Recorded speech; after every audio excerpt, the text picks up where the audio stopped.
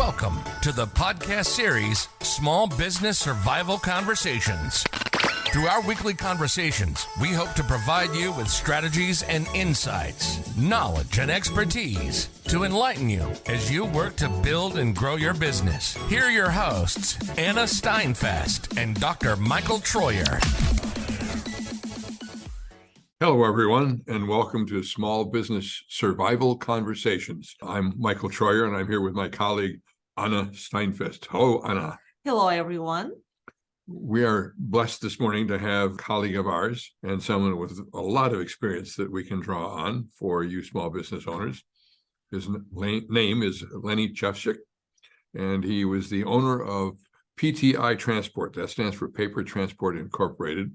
You're the founder, right, Lennie, I believe? I'm one of the founders, yes. One of the founders, and he believes that the purpose of PTI was to build a great place to work where outstanding people could deliver. And I'm going to go from there and maybe start with some of our questions, but we're, again, really pleased to have you with us today, Lennie. I'm happy to be here. We both keep learning from you. As you look back on your career, and you might even just give us a little flavor of, I don't presume you started PTI at age 14, so there must have been some business experience that came before that. What was some of that? Well, actually, I graduated from high school. I went to UW Stevens Point for 1 year, and a couple of reasons I didn't go back. And my first job in my work career was in a packing house. And I decided I didn't want to do that very long.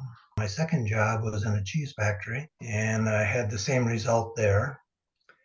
And the next job I had was for 20 years with a company called Shade Information Systems. It was a company that made computer printout paper. It's the stuff that folds back and forth in the box with the pin feed holes up the side for dot matrix printers. It became obsolete in the mid-90s. But I was hired there in 1968. I was a 13-person hired in the company. We were relatively small. My job was to take care of shipping and receiving in the warehouse. So I would receive our raw materials. I would unload them from the truck when they came in, put them in an orderly arrangement in the warehouse so they could be found when they wanted to use them to make the computer paper. And then when we had finished products ready to ship, I would call the carrier and they'd come in and I would load the trucks. 18 years later, there was 450 people in the company. We had, besides a very larger converting plant in Green Bay, we had another converting plant in Harrisburg, Pennsylvania. I was responsible for transportation and distribution. I had about 15 people in the office that reported to me. We were running a 45 truck private fleet delivering truckloads of computer printout paper to a network of 42 distribution centers across the country. You could order a box of paper for your computer printout purposes by noon today and get it tomorrow almost anywhere in the country. And we were doing that in the late 70s, so it was way ahead of its time in terms of the distribution system. And I had a number of friends in the area who were traffic managers who helped me come up with the idea and then the methods of getting that in place. The problem I had at that point was I had kind of outgrown my organizational skills and leadership ability. I understand today why you would bother to go to college for all 4 years and develop some of those things. Just about everything that could go wrong was going wrong. It's kind of a crazy story, but I was given authorization to hire somebody to help me manage that function. And I hired Craig Dickman. Craig was 25, I was 39-ish. I hired him from Schneider. I brought him in, put him in charge. I kind of went and hid in my office for the next 6 months. He straightened everything out. I maintained a support role to him the rest of the time that I was at Shade. 2 years later, in 1988, Bob Shade, the founder and owner of that business, made a decision to sell the business. The new owner didn't want trucks, and it was what I liked best, so I took severance and left. I did consulting for 2 years, and in February of 1990, my wife Joan and I and another couple, Roger and Amy Grimsley, started Paper Transport. We started with 3 trucks and 4 employees. You eventually brought Craig into that business with you, I think, didn't you? Yes. In 1990, we started with 3 trucks and 4 employees. We grew at about 10 trucks per year until about 1999. We had about 85 trucks and 110 people. And when I was reviewing the financials with the Grimsleys and my wife in 99, I ordered them to stop growing the company because I had outgrown my organizational skills and leadership ability again. I spent the next 2 years recruiting and then hiring Craig Dickman, who joined us in September of 01. He took over the leadership role. I assumed a support role to him the rest of the time that I was at Paper Transport, and I actually stayed there until I retired in July of 2017 after 27 years with the company. By the time I retired, we had grown to 800 trucks and a little over 800 trucks and a little over 1,000 people. The other thing that we did was we had transferred the ownership of the company to the management team, which would give it a much better chance of staying in Green Bay, which is what we wanted. And several years earlier, we had bought the Grimsleys out, so they retired several years before we did. But anyway, that's pretty much what I did until I retired. You're obviously, Lennie, a self-made person in terms of the experience you went through. And one of the things I would hope our listeners hear is that it isn't the education that you have, it's what you learn from what you do that helps you grow. And we, particularly for entrepreneurs, we all have to understand that. We have to go through some challenges to learn what we need to know. We hope our podcast is helping speed that up, but that's the value of having you here today, to say that that's one of the ways you build a business. Look at the size of it when you retired versus when you began. You're very self-deprecating, but you have a lot of knowledge nonetheless. Well, I'd like to comment about that. I was fortunate enough to go to work for a guy like Bob Shade, who, when he hired someone, he would give them the responsibility, authority, and accountability, along with the resources, support, and the motivation to effectively do the job. And then he stayed out of your way. He allowed you to operate and function.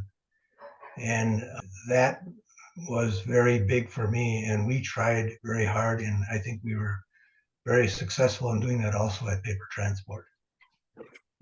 I think also the number of entrepreneurs that Bob Shade spun out of Shade Information Systems. I mean, you're one of many who created businesses in Green Bay. No question. No question at all. Yes. Of all those experiences you had, what do you consider the most challenging experience that you learned from in those many years of doing things? It's a big, broad question, too. I apologize. A couple important principles about trying to run a small business, but I think this applies to any business. I don't care how big you are. First of all, I think you need to treat everyone you deal with with dignity and respect. While you're establishing relationships with everybody you need to be with you and working with you to run a business, you'll get a whole bunch more out of people when that's how they're dealt with. The second thing is somebody in the business has to understand how a business works and what makes it work, besides having a very good service or a very good product. Many people start a business with an extremely good product or service, but they don't understand things like finance, accounting, cash flow, tax reporting, and all the other things that you need depending on your business. Like the trucking business has the regulatory agencies that you have to deal with effectively, insurance and so on. But the biggest one is cash flow. Many people receive monies and all of a sudden have quite a bit of money in savings or in the checking account. And they don't think about that balloon payment they might have coming up. Like at Paper Transport, annually, January 1st, we have to pay for the licenses. We used to have to pay for the license for the next year. And they were like $2,500 per truck. So if you had 100 trucks, you better have that $25,000 or trucks don't go on the road January 2nd. Wow. And so it is very important to know that end of what it takes to run a business. So even if you don't know, you should try learning, because you'll be more effective. And Lennie, you said it, but you are very good with people also. That is one, I think, of your biggest success. You can read people, you can attract people, and you know how they fit in the puzzle. I've been told that, and I'm not going to argue with it. I work very hard at networking with people. Felt that it's not who you know, it's who knows you. And I always tried to get people to know me who might be able to help me with something in the future that I'm going to need help with. And Craig Dickman, I've already described 2 situations where he did that.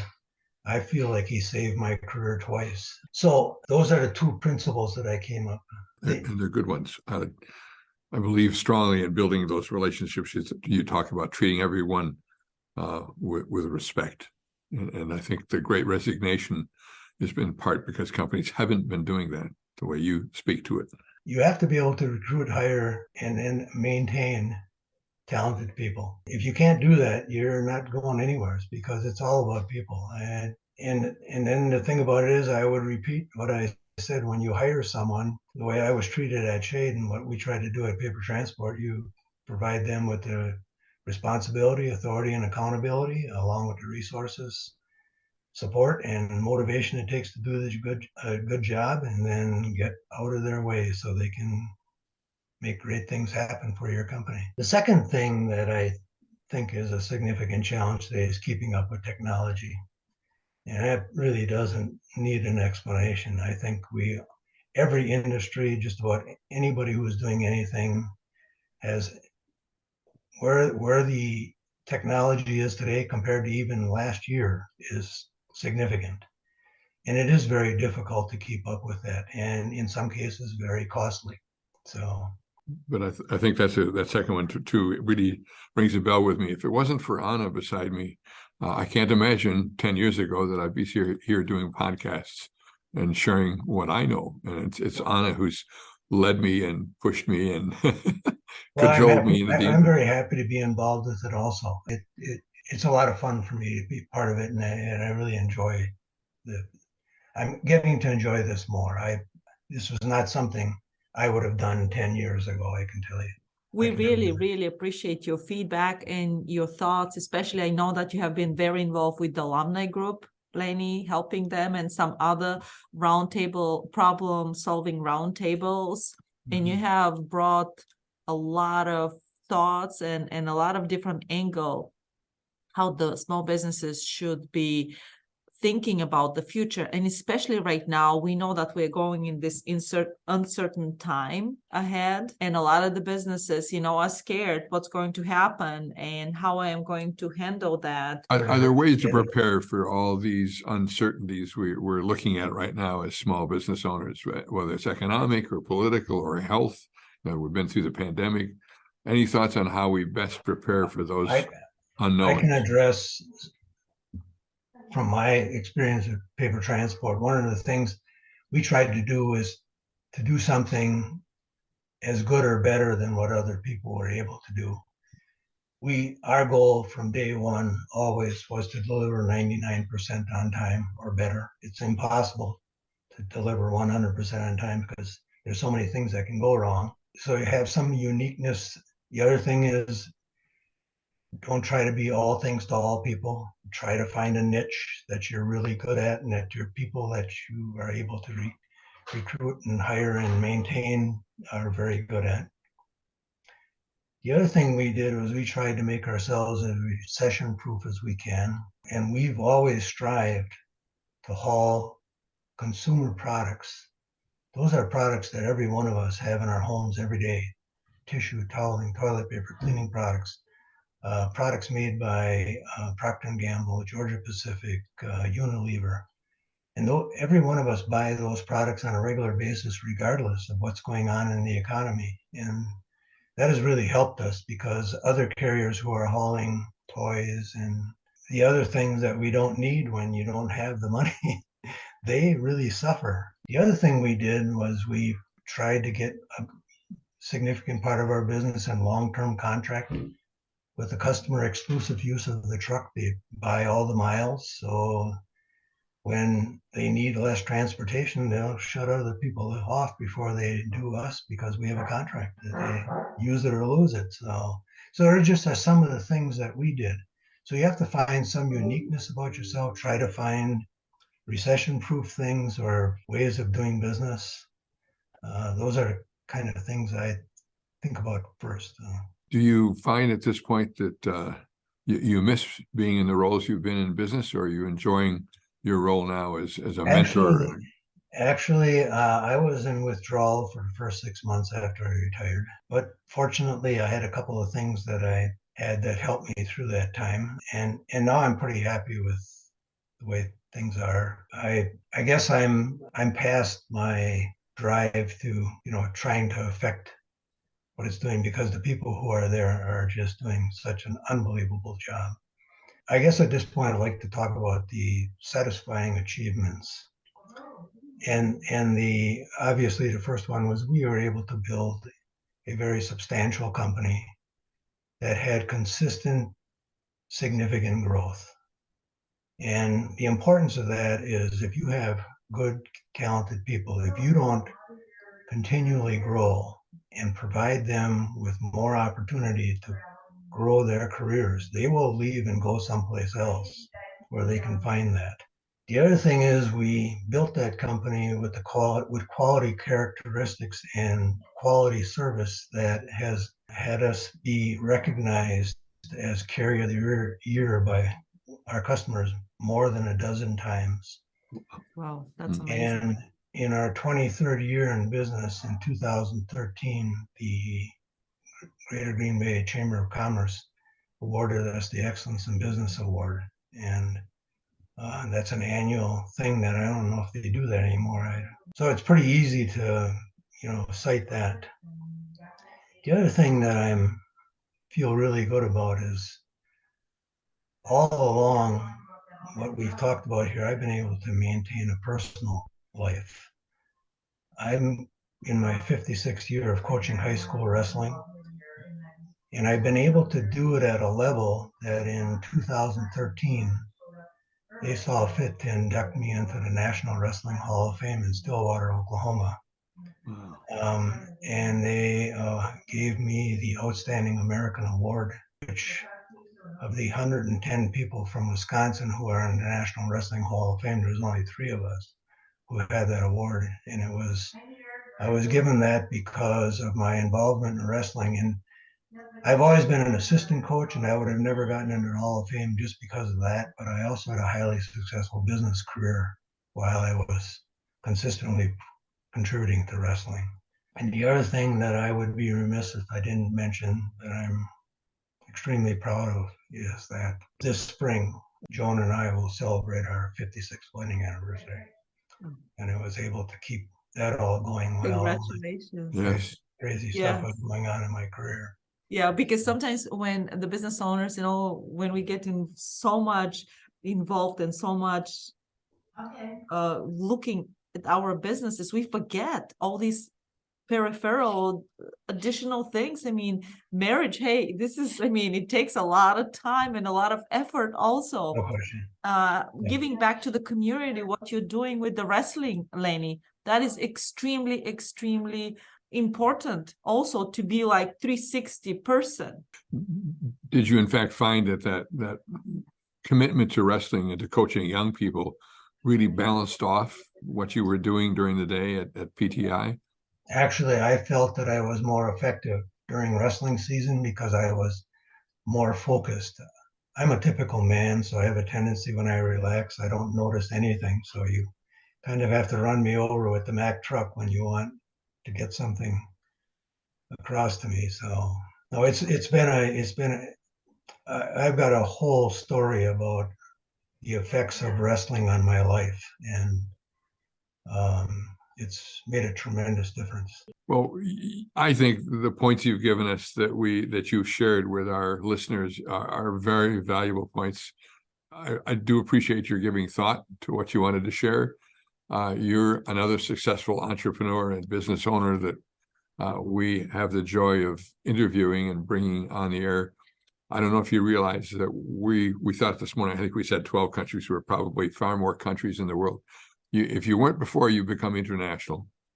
And we have close to 3,000 people who download every podcast we put out there. So Oh, my goodness. your reach is even, we hope, even greater, because people need to hear the lessons you've shared. So we thank you. I'm concerned about what I said.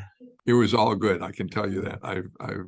I do appreciate, we both appreciate it very much. So thank you for joining us today. Thank you We're so very good. much, Lennie. This has All been Lennie Thank you. Shefchik, who helped to create Paper Transport Incorporated with lots of business experience prior to that. And we hope all of you who are listening in today have learned a great deal, as Anna and I have. Thank you much. Thank you, everyone. You've been listening to the Small Business Survival Conversation podcast. Make sure to like, rate, and review the show. And don't forget to join us next week for another episode. In the meantime, hook up with us on our Facebook group at Small Business Survival Tools and Tips. Till next time, thank you for listening.